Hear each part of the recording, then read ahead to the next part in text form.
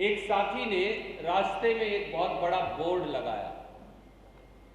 मुझे लगता है कि इन 3 काले कानूनों का सार उस 2 लाइन में लिखा है जो नरेंद्र मोदी जी और नीतीश बाबू के लिए है कि जो किसान का नहीं वो किसी काम का नहीं। इससे बेहतरीन 2 लाइन में इन 3 काले कानूनों की समरी नहीं हो सकती।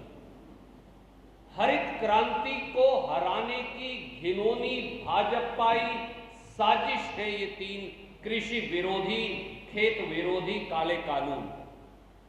खेत खलिहान को पूंजीपतियों की जोड़ी पर गिरवी रखने का षड्यंत्र है भाजपा और जनता दल यूनाइटेड की सरकार का ये 3 काले कानून। मोदी जी और नीतीश बाबू कसम तो किसानों की खाते हैं पर फायदा अपने पूंजीपति मित्रों को पहुंचाते हैं।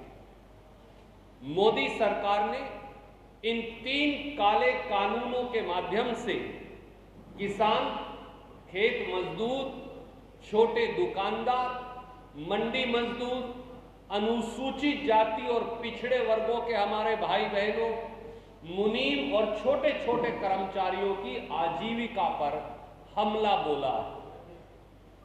किसान और खेत मजदूर के भविष्य को रौंद कर मोदी जी और नीतीश बाबू ने उनके भाग्य में बदहाली और बर्बादी लिखने का एक कुत्सित प्रयास किया। ये किसान, खेत खलिहान और खेत मजदूर के खिलाफ एक घिनौना षड्यंत्र है।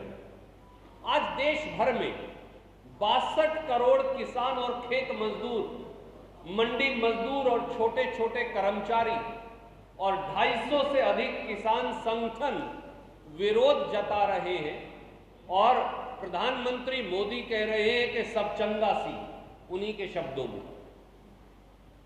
प्रधानमंत्री नरेंद्र मोदी जी और नीतीश कुमार जी सब ऐतराजों को दरकिनार कर पूरे देश को और बिहार को बरगला रहे हैं। अन्नदाता किसान की बात सुनना तो दूर, संसद में उनके नुमाइंदों की आवाज को दबाया जा रहा है और सड़कों पर किसान मजदूरों को लाठियों से पीटा जा रहा है। संसद में संविधान का गला घोटा जा रहा है और खेत खलिहान में किसान मजदूरों की आजीविका का।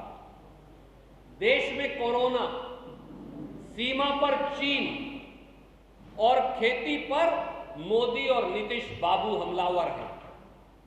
किसान विरोधी यह तजर्बा, जैसा शक्ति भाई ने कहा, नीतीश बाबू ने 2006 में खेती का सत्यानाश करने के लिए बिहार में शुरू किया था और अब इस घुन ने पूरे देश के किसान और उसकी गेहूं और धान को और फसल को डस लिया है। किसान, खेत मजदूर, गरीब दुकानदार, छोटे छोटे कर्मी, इनकी बुलंद आवाज को न नीतीश बाबू और न नरेंद्र मोदी जी बहुमत की गुंडागर्दी से दबा सकते।